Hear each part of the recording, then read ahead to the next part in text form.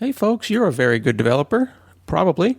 Regardless, you do write bugs. That's unavoidable. What is avoidable is wasting time trying to track down the cause of those bugs. Sentry.io provides full stack error tracking that lets you monitor and fix problems in real time. You can see the severity and the scope of the error, get immediate access to the stack trace, connect the problem to the commit that caused it, and fix it without delay. Sentry, it's a name so common that they have to include the top-level domain in their advertising to make sure you remember it. Sentry.io. That's Sentry.io. Open source, full stack, web apps, native apps, mobile games, smart oven mitts. If you can program it, they can make it far easier to fix any errors you encounter with it.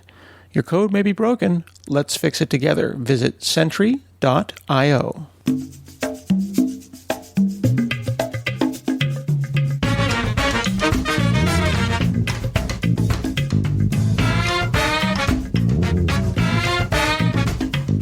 Hi, this is Scott Hanselman. This is another episode of Hansel Minutes, and today I'm talking with Dr. Safiya Noble.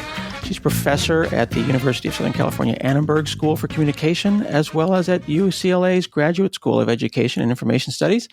And I found you because I read your book, Algorithms of Oppression, which is a book that you wrote with over 6 years of academic research on Google search algorithms. Thanks so much for talking to me today.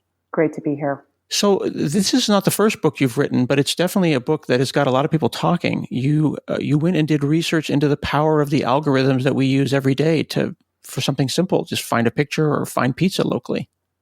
I did. I was drawn to this work because I was, kind of serendipitously, I guess you could say, looking for information that might be of interest to my bonus daughter and my nieces. And this study started with a simple search on the keywords Black girls back in about 2010.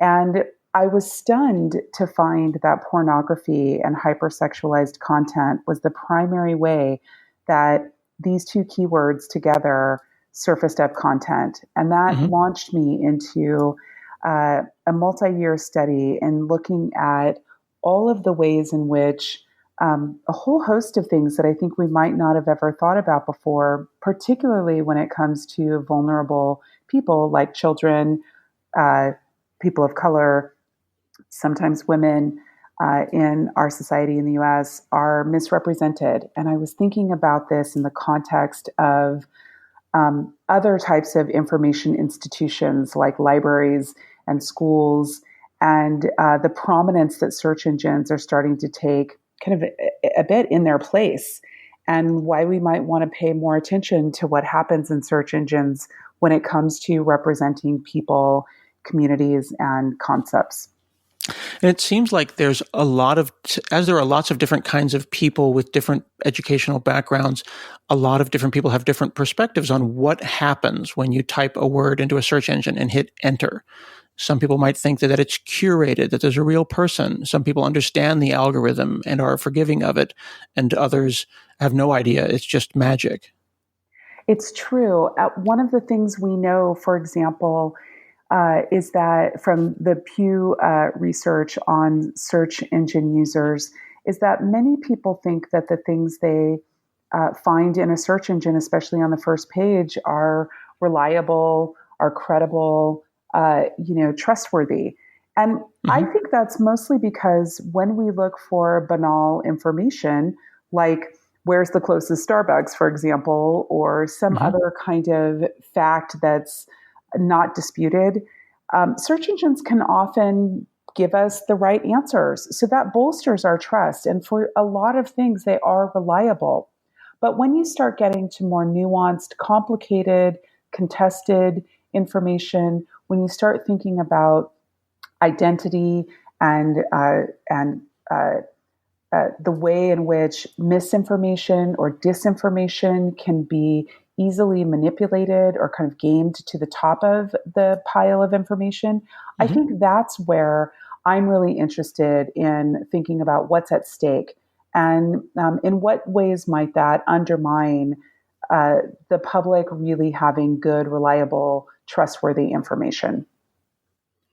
And it makes me wonder also what the correct result would be. Like we all have a subjective perspective on when we search for something, what we expect to get. We're delighted if it's correct and we're upset if it's not. Do you solve that by making better algorithms, building different teams, or do you solve it through curation? It's true. I mean, I'll tell you, one of the things that I was thinking about for the years that I was finding pornography as the primary representation of Black girls, Latina girls, Asian girls, is that I don't think that's the way those communities, those people, those groups of people would represent themselves. And of course, these are, in this case of those examples, we're talking about children and adolescents who don't have a lot of money, who don't understand that Google search is primarily an advertising engine, right? Mm-hmm. It's those who have a lot of capital, and there's a lot of research to kind of bear this out. People with and organizations with the most money are often able to take advantage of, let's say, AdWords. And helping to make their content more visible. And in the case of the pornography industry, you didn't really even have to add the words sex or porn or pornography to make Black Mm-hmm. girls, Asian girls, Latina girls synonymous with porn. And so those are the kinds of things that I think people are less aware of as part of the way in which powerful industries and organizations really have a lot more ability to have their version of Black girls represented maybe than African American or Black or Latina girls themselves. And those are the kinds of Mm-hmm. power dynamics that I'm really interested in studying. Do these now? This is the focus of your book, and it's called "Algorithms of Oppression." Using this search term as an example for underrepresented groups, does this apply to any result that is that has an undesirable result? Any term that I might search for, that whether it be like I might search for, I have no idea, I haven't searched for it yet, but like Americans, and then Google says are dumb, or so and so actor that I might like is, and then it starts to autocomplete is an idiot, is whatever. When are these things correct, and when are they not, and when are they problematic, and when are they not? Well, I think, this has been one of the issues that's been in the headlines here quite recently. For example, how Google auto suggests certain ideas, whether the word idiot, let's say, gets paired up with a politician Mm-hmm. or someone in the White House or that kind of thing. And these are, of course, the new conversations that we're having are about particular types of bias, whether Mm-hmm. there's certain kinds of political bias, right, around search engine results. And I think that, this is a new opening that heretofore there was a high degree of trust, not even a questioning of whether there was a particular slant or bias happening in search. Now, I think Mm-hmm. certainly with my book and other investigative journalists and people like yourself who are opening up the conversation, it's allowing us to say, well, what are the primary influences in a commercial search engine? What's at stake, and how is that different for different people? And certainly, I Mm-hmm. think that celebrities and political figures, there's a long history of having their names kind of associated with unfavorable content. But those are people who have a lot of power in our society, celebrities and politicians. Mm-hmm. I think much more is at stake for people who are vulnerable, who don't have influence, who aren't millionaires, who don't have the ability, for example, to affect public policy. What's happening for them, and what kind of bias is in place? And we see this, for example, around immigration. There's kind of negative south of the border types of conversations that come up and kind of dominate in search engines about a word like that. So there's certainly kind of a set of politics that you might say that are popular and that circulate. And in some ways, I think what's a challenge is that the public relates to search engines as a bit of a truth teller, like that it will give them facts, and the public is less likely to understand that there are all kinds of influences happening around what they may see. And those are the things that I think are worth talking about. Hmm. One of the phrases that you use in the book that I really like, and I think I'm going to start using all the time, is this concept of algorithmic literacy. I didn't think that anyone needed that, but do you think that this is something that should be taught? That the idea that one should be conscious of an algorithm, know what it is, that it exists, and that it may not necessarily give them what they want?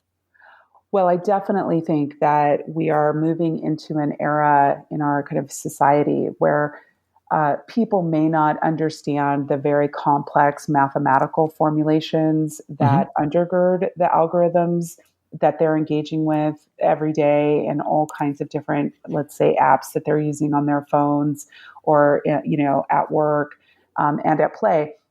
They may not understand the math of it, and in Hmm. many cases the algorithm is, it's black boxed, you can't see it, it's proprietary, it's a trade secret, but they certainly should understand how to evaluate the output of these systems and what they might mean, rather than, I think, blindly trusting that there are no power dynamics or no effects that could be manipulated in a way to get a whole host of answers or solutions. And Hmm. ultimately, I think with many of the algorithms that we're engaging with, the very first motivation is a profit motive. And so, whether it's collecting data on us as we use these applications and these algorithms, or whether it's feeding back a very consumeristic set of propositions for us. Our literacy is really important. And I think one of the things that I try to stress in my work is that the more we let algorithms make decisions for us, rather than using kind of our own critical thinking and our own ideas, our own kind of human subjectivities, I think the more we lose a sense of being able to participate in our own decision making that affects ourselves, our families, and our communities. Yeah, I think that's a really significant point that you're making, and I'm seeing it in my young sons that I'm raising, that they are taking things for granted and they're taking autocomplete as gospel, for to mix my metaphors a little bit. My 13-year-old was like, "Hey, I've got this thing in the back of my head. Is it cancer or whatever?" And he had been looking, something he typed in like brain or head or something, and it was like might be cancer, autocomplete or something. And it was like, well, no, like use your critical thinking. He's like, well, doesn't Google know all these things? Well, no, your common sense is as important or more so than anything Google could give you. That's And it was really absolutely right. surprising. Yes. Yeah. Well, I work in a university and I've been teaching university students now for some time. And I will tell you that many of my students say they could never graduate from college without Google. Google's the first place they go to help them write papers, think Mm-hmm. through ideas. And one of the ways I challenge them is I say, listen, you know, you've gone through 12 years of education, K through 12. Now you're in a university for a few years. And there are many vantage points that you could take up looking at any particular phenomenon or object. And we spend time, years, cultivating a complex way of thinking. Not all questions can be answered in 0.03 seconds. In fact, there are many forms of knowledge and ideas that are heavily contested, have been contested for thousands of years. Mm-hmm. So what we seed in our own acculturation to algorithms is this idea of an instant answer, that everything can be known, that it's fixed, and that we don't have a say, that the machine is dictating to us what the answer is. And I think that that is not the way you want to educate people in a democracy. You want people to have high levels of literacy, be very well educated, and not just kind of function as a dumb box where the machine gives you an answer. And I think we're losing something. We're putting something at stake in our human education when we kind of move to these new processes. Yeah, it seems that the heat gets turned up on the stove a little bit at a time. My wife noticed recently that I'm using the GPS for basically everything, even places that I know darn well how to get to. And she always chastises me for trusting the GPS and not trusting my own common sense. Well, this is certainly important. And some of the things that we know, for example, about mapping technologies is that often maps will route us through certain neighborhoods, not route us through other neighborhoods. I think there was Mm-hmm. recently some stories about Uber drivers, for example, going through affluent neighborhoods and people not liking apps like Waze, taking them through, affluent, again, neighborhoods that don't want to see a lot of traffic down their streets, but also conversely, not going into certain neighborhoods that maybe have been programmed or deemed somehow by the algorithm to be quote unquote bad neighborhoods. So, Mm-hmm. these things are really interesting to me. And I think I find it fascinating to sit and think about these things, to research them and to talk about them. And when I talk to other people, they often scratch their head and they're like, I never really thought about that. And um, yeah, maybe I should rethink my over reliance upon, where I'm being directed. And I think, again, this conversation is really interesting to think about what might be at stake in concretizing and making even more real these ideas that some neighborhoods, which of course we often know are like neighborhoods where a lot of people of color live or poor communities, are quote unquote the bad places and not the good places. And I think people are studying how apps are reinforcing some of these ideas too. This episode is sponsored by Stack Overflow for Teams, a private, secure home for your team's questions and answers. It's everything that you love about Stack Overflow, now for your company. Get instant, reliable answers from your coworkers without disrupting them. Unlike documentation or wikis, long email threads, or distracting instant messages, Q&A mimics the way that we naturally share and find information. Introduce Stack Overflow for Teams to your company and start building products faster and better. Visit s.tk/Hanselminutes to get your first month free. That's s.tk/Hanselminutes. What do you say for people who might be listening and might be thinking that, oh gosh, she's making this all about color or all about politics. I don't want color in my neutral computerized artificial intelligence. I want it just to simply be neutral. Well, there's such a strong set of ideas in our society that technology is neutral. I mean, I'm not the first person to kind of question whether that's true or not. I will say that I've had a lot of computer scientists over the years, students in my classes. And one of the things that I find interesting is that after 3 or 4 or 5 years of an engineering education, I mean, these are very smart students, many of whom have AP tested in high school out of English, out of their humanities courses. They're not taking history or any social science or humanities courses at the university level. They're in a strict kind of math and engineering education. Mm-hmm. And I often say to them, how much confidence do you feel about designing technology for society when you really have not studied society at the university level now? And often I find that the kinds of books and articles that I ask them to read about the impact of technology in society are things they've never been exposed to. And they find themselves, in some ways, I think, feeling ill prepared and incredibly responsible for the kinds of products they're going to be designing for people. And they really have never thought about any adverse effects. So, I often say, and I say in the book, that an interdisciplinary, well-rounded kind of preparation for engineering students is really crucial, because I think that there's always kind of a set of intended outcomes, and there are often a set of unintended outcomes. And the more you know about history and society and people, the more you can kind of be prepared to address some of the unintended consequences. And even Silicon Valley executives now will often see that they are thinking about ethics now, thinking about the disparate impact of their products. But I think it's been people like myself and others who have raised some criticisms that have helped the industry rethink some of its practices. And I think overall that's a great thing. One of the things that I appreciated particularly about your book was that you stated something very simply, that search results are more than simply what is popular, but somehow people are using objective and neutral, and you're using it as a synonym for popular. Yes, well, you can find something that's popular in society and it may or may not be true.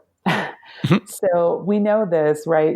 Irrespective of whether we're using technology or not, that many things that are popular are not positive for society or are misrepresentative. Stereotypes, for example, about Mhm. all kinds of groups can be wildly popular. It doesn't actually mean they're true or helpful in terms of having kind of a the kind of uh, fair society maybe that we want to have for everyone. So I Mhm. think, many times the challenge here is that people use search engines as if they're, let's say, an online library, right? And so the kinds of things you might find in a library would be a big context. And I'll tell you, I give this exercise to my students. I'll say, go to a library database and look up any topic you care about, anyone, it Mhm. doesn't matter. You pick something and then go to the stacks of books and find that book that you're looking for. And then come back and tell me something about the context within which you found it. And so they'll often find like, wow, this subject I was looking for, let's say, they were looking for something about LGBTQ identity, but they find it in a big context of books about sexual deviance. And that tells them something about the way in which, for a long time, we've seen sexual identity, right, in this very scientific, clinical, psychological sense. And then they see that that's a point of view, kind of a subjective point of view that has a long history, but that there's a lot more to it. And now in a search engine, you're not going to find a context for finding that those things that come to the front page. You're not going to be able to see what's influencing the subjective nature of the thing that you're looking for. And so even in the book, I propose kind of other metaphors and other ways of making information context much more available and visible to us. Again, rather than just assuming that the things we find are an absolute truth. I think we need to Mhm. know more about the things we're looking for and what might be influencing why we're finding them. It seems like early versions of the Google algorithm pre 2007 were a lot more well understood than the giant black box. It was quite a less sophisticated algorithm in the past, and there was this notion of Google bombing, where you could get enough people to quote something, and you could basically prank the internet. So you'd go and search for French military victories, and you'd click "I'm feeling lucky," and suddenly you'd find yourself on a fake version of Google that says, "Did you mean French military defeats?" And that's cute up to a point until you realize you can entirely game the system and put falsities in front of searches for truth. Well, we know this happens quite a bit. And, in the early days, I mean, I've been on the internet for a long time. And, we used to have how we found information was we had a lot of expert communities who might organize, uh, you know, bodies of information. You could go into parts, kind of the bulletin board system of the internet and find people, ask for expertise. There might have been people who really were teachers or experts in an area. Um, we when we moved to this kind of white opaque page Hmm. where you could put in a search term and then kind of trust that the mechanics or the logics behind it were going to give you the best thing. We removed a layer of kind of, again, understanding that there might be many points of view and many experts involved in helping us find what we're looking for. So now we have a whole generation of people who have never experienced that kind of library-esque Hmm. type of search and have moved to this rather opaque type of search. And I think we know that there are people and organizations who often try to game the system. Hmm. There was a great story, and by great I mean terrible, story in The Guardian a few months ago about how white nationalists had taken over Boasian anthropology. And of course, we've seen white power and white pride organizations take over different kinds of keywords that would lead people to Holocaust denial sites, right? Just flat out disinformation Mm-hmm. sites. And I think those are the kinds of things that, again, are very difficult to see. You really don't know that's happening. And every once in a while, the news media will pick up, for example, stories about students writing papers on Dr. King and, providing a lot of really terrible misinformation, disinformation about Dr. King, and what they find is that Stormfront and other organizations have been able to co-opt Dr. King's name on the internet and basically try to discredit civil rights and the civil rights movement. Mm-hmm. So I think those are the kinds of things. These are I think it's fairly uncontested in our modern democracy in 2019 that the civil rights movement was probably a good thing for our society. And yet we still find people who fall into these crevices of the web where they're led to really harmful, hateful, anti-democratic information. Mm-hmm. And I think those are things we should definitely care about, especially as our kids are engaging with this content, often quite unsupervised. Yeah. In your book, you talk about, since you work in academia and you think about things in a scholarly way with other scholars, you talk about the importance of citations. I spent all those years in school and in college with footnotes for everything and citing papers so that you had a web of trust, but that web of trust doesn't seem to scale to the actual web. Well, in the early days of Google in particular, but I don't think just Google, this idea of hyperlinking to other sites was a way of signaling credibility and Mm-hmm. trustworthiness in search. And so if I had a site and a lot of people were linking to it and pointing to it and saying, you should go to, Safiya Noble's site, then that's something you can trust. That was something that was available to us as a kind of practice of citation that was, quite frankly, borrowed from the field of library and information science. Mm-hmm. What scholars do. Now you have other kinds of imperatives like purchasing keywords and trying to optimize content. And we have a huge, great industry of search engine optimization and advertising companies that spend millions and millions of dollars trying to optimize their content to the first page, mostly because most people don't go past the first page when they're using search engines. So what lands there is incredibly important. And Google and big commercial search engine platforms are always trying to keep their own algorithms from being kind of subverted by this SEO industry.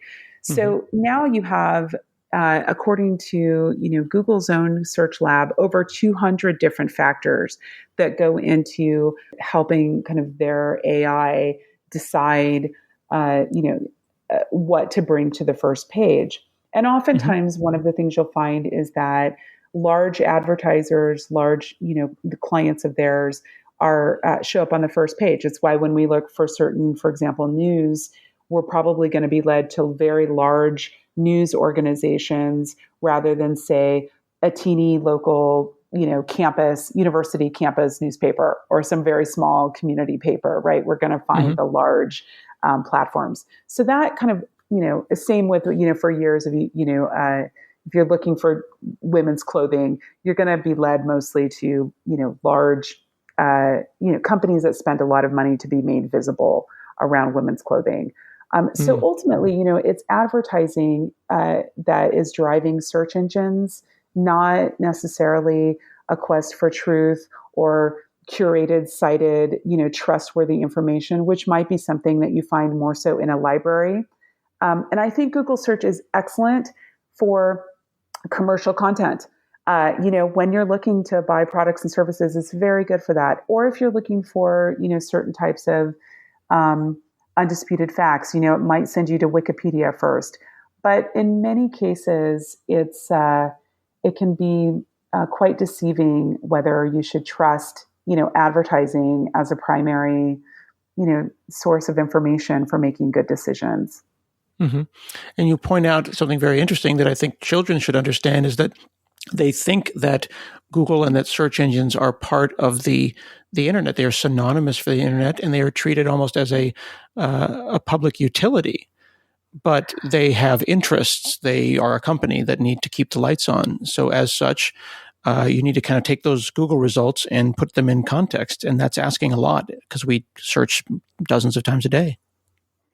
It's true. And, even with my own family, I find my second grader saying, well, Mom, why don't we just Google it? And, of course, he doesn't know his mom has just kind of really written this book, offering up a set of alternatives to just Googling it all the time. And I say, well, why don't you instead, if you're interested in that topic, why don't you talk to your librarian at school? Or why don't you ask your teacher about it? Why don't you call your grandparents? Why don't you get multiple points of view? Grandparents might know something about that because they were alive during that time or they were young during that time. Even in my own home, I have to, try to teach my son out of some of those habits because I want him to kind of learn that there are other ways of knowing besides just going to a search engine.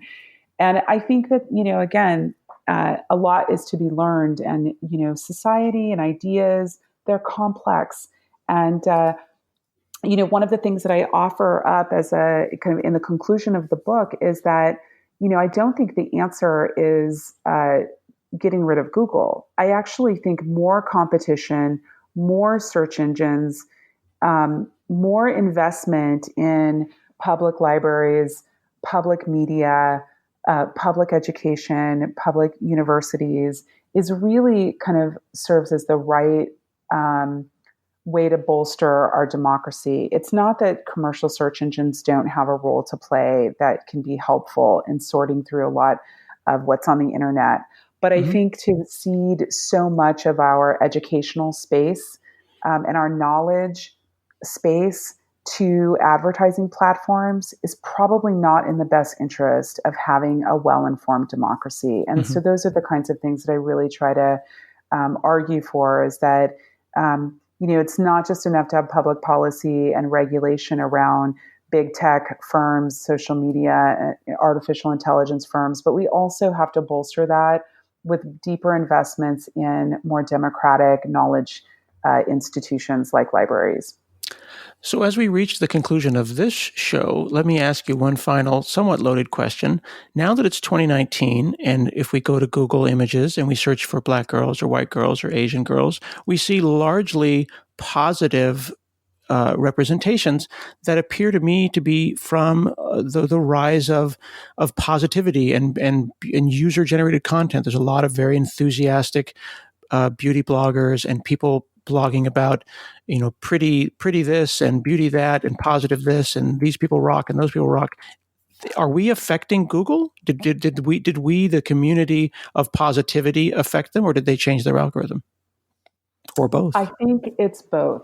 I think I can tell you that as I've seen kind of my own critiques get more traction and visibility, and other scholars and people on social media and journalists are saying, hey, wait a minute, big tech companies, these aren't fair representations, just like other mass media of the past, television and radio, kind of demands for better representation. I see tech companies responding quietly in their own ways to tweaking their algorithms and putting more people kind of on the case of caring about these things. And so I think it's a bit of a symbiotic relationship between the public and critics and also people who work in those companies. I know a lot of people who work in tech companies who care deeply about these issues and who are also inside those companies saying, hey, we need to do better. We need to care about misrepresentative information in the search engine. We need to care about disinformation and hate information and hate speech in social media. And I think we're at a point now where we can be in more open conversations finally about what's at stake when we aren't having the conversations. And I see that as progress for sure. Fantastic. Well, thank you so much for chatting with me today. You're welcome. Thanks for the invitation. You can learn all about Safiya's work at Safiya U Noble. I'll put a link in the show notes, and you can read her book as well as her other books and other expertise and research as we explore these topics. This has been another episode of Hansel Minutes, and we'll see you again next week.